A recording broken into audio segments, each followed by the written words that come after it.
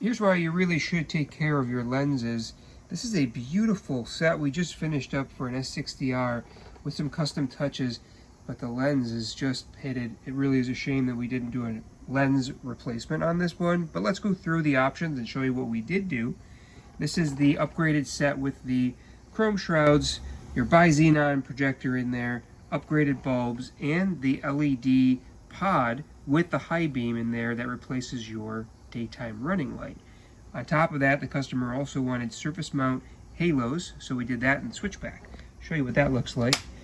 And this is, you can really kind of see the pitting in the lenses here, but here's your angel eye on the new daytime running light, which also acts as a secondary high beam, and on the low beam as well.